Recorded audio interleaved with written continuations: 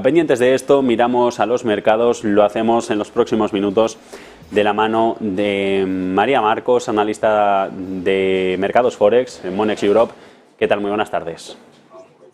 Hola, buenas tardes. Bueno, lo primero, conclusiones que han sacado ustedes, que dejan sobre la mesa el Banco Central Europeo, la Reserva Federal, tras las decisiones de la semana pasada de incremento de 25 puntos básicos en los tipos de referencia para cada uno de estos bancos centrales. Sí, pues como bien estabas relatando, pues todos los datos económicos que hemos conocido a lo largo de la semana pasada y los que todavía hemos conocido esta semana, pues están siendo muy relevantes para marcar la dinámica de los bancos centrales de ahora en adelante. En el caso de la Fed, la semana pasada, bueno, pues ni la noticia de la subida ni la declaración de tipos que la acompañaba lograron finalmente influir apenas en los mercados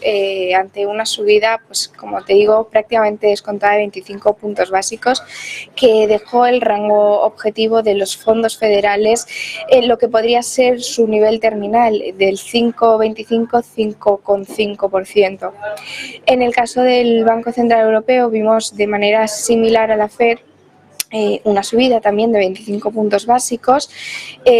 también ampliamente adelantada tanto por operadores como por analistas. Y aunque las similitudes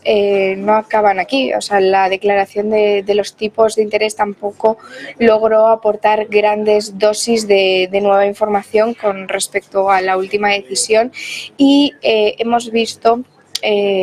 quizá lo más llamativo, una clara moderación del lenguaje en ambos casos, el primero de la Fed y al día siguiente del Banco Central Europeo, con un tono claramente más neutral. Durante la rueda de prensa de Lagarde, en el caso del BCE, su lenguaje utilizado fue muy prudente y bueno, distó mucho de la última reunión en la que ampliamente nos orientaba hacia los 25 puntos básicos de subida que hemos visto la semana pasada. Me llamaba la atención precisamente el comunicado del Banco Central Europeo, lo comentamos aquí en Negocios Televisión desde Frankfurt, cómo eliminaba la frase que se había mantenido hasta ahora de la necesidad de llevar los tipos hasta el nivel suficientemente restrictivos. No sé si es porque ya más o menos creen que estamos en ese momento o porque es que no saben dónde está el nivel restrictivo de los tipos. Sí, todo apunta a que en la zona euro o estamos en el nivel terminal o al menos muy cerca de él. Y esto es un poco la tónica que siguió Lagarde, como dices, en la rueda de prensa, de no dar demasiada información determinante, con un uso muy prudente del lenguaje, pero dejando la puerta abierta a que pueda haber mayores rondas de endurecimiento. No obstante, creemos que la política monetaria en la eurozona, esta moderación del lenguaje ha sido de cierta forma una confirmación oficial, pues eso de que o estamos muy cerca de este tipo terminal o ya hemos llegado a él, y esto pues coincide con nuestras expectativas de que lo más probable es que en la reunión de septiembre veamos una pausa en la política monetaria del Banco Central Europeo. Una pausa, pero a la que le puede venir una subida. En Le Figaro decía este mismo fin de semana Christine Lagarde, que una pausa no significa hasta aquí y ya, y luego ya vamos a empezar a bajar, sino que vamos a seguir a lo mejor con subidas de tipos dependiendo de cómo esté la situación. Efectivamente, de hecho la propia Lagarde anunció durante la ronda de preguntas y respuestas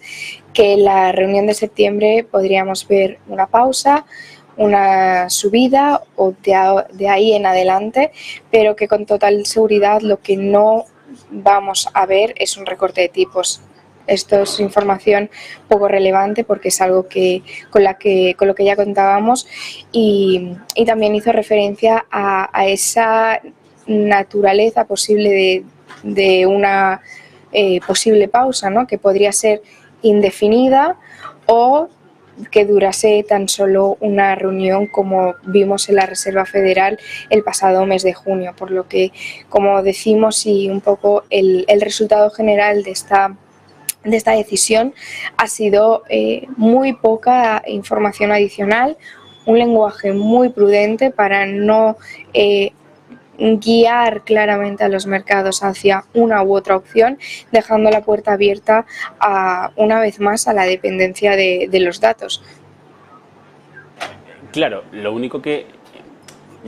a la hora de escuchar a los banqueros centrales salta la duda es que no tienen muy claro qué hay que hacer o si lo tienen claro no lo dicen.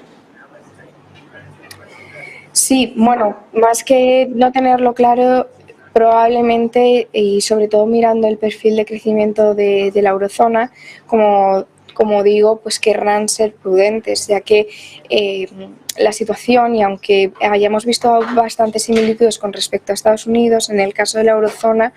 el margen que tienen para seguir con el endurecimiento monetario en vista a los datos de crecimiento, que son bastante menos sólidos que en Estados Unidos, limita mucho el margen de maniobra que tiene el Banco Central Europeo a la hora de seguir endureciendo. Sin embargo, el perfil de la inflación, aunque está mostrando una tendencia claramente desinflacionista, esta mañana lo hemos visto en la eurozona, que la tasa de la inflación subyacente se ha mantenido en el 5,5% en el mes de julio, por lo que hay ahí un trade-off entre un mayor endurecimiento que siga aportando a este objetivo del Banco Central Europeo de una inflación de medio plazo del 2% y que a su vez pues no sea demasiado doloroso en términos de crecimiento del PIB. Yo creo que es esa balanza que intentan posiblemente mantener equilibrada lo que hace que no den una información rotunda al respecto y que, como digo, esperen a nuevas rondas de datos. Ojo, porque si nos ponemos a leer el informe al detalle de Eurostat, vemos cómo entramos en deflación mensual, la caída es del 0,1% sobre el IPC, pero es que todo se debe a la energía, una energía que nos dicen puede que en invierno suba de nuevo, con lo cual si los alimentos se están encareciendo en la zona del 9,2, la inflación puede ser mucho más pegajosa de eso que nos ha dicho el Banco Central Europeo hasta ahora. Sí, eso por un lado, en ese caso pues tendríamos de nuevo una inflación más alta por el lado de inflación que importamos con estas compras de energía, aunque también hay que tener en cuenta de cara al invierno que veremos los efectos base de la inflación subyacente que estuvo en niveles muy altos tanto a finales del año pasado como a principios de este año, por lo que también esto es un factor a tener en cuenta a la hora de analizar en términos al menos interanuales la evolución de la inflación. Y luego está el caso de cómo veíamos el mes pasado que en España estábamos por debajo ya del 2%, en Luxemburgo, en Bélgica, los 3 países que ya habían conseguido ese dato por debajo del objetivo del Banco Central Europeo, y España vuelve a repuntar, está ahora en el 2,1%. Es muy frágil esta situación. Sí, de hecho, eso yo creo que es en parte el motivo que mantiene a los bancos centrales en este tono ahora más prudente. Hace unos meses, con la inflación en niveles todavía mucho más altos, veíamos lenguajes más rotundos, también dependientes de los datos, pero con frases como queda mucho por hacer, lo que comentabas antes de la inflación sigue demasiado alta, por lo que tenemos que llegar a un nivel suficientemente restrictivo y durante un tiempo suficientemente largo como para devolver la inflación al objetivo, y ahora estamos viendo una moderación, ¿no? Que pues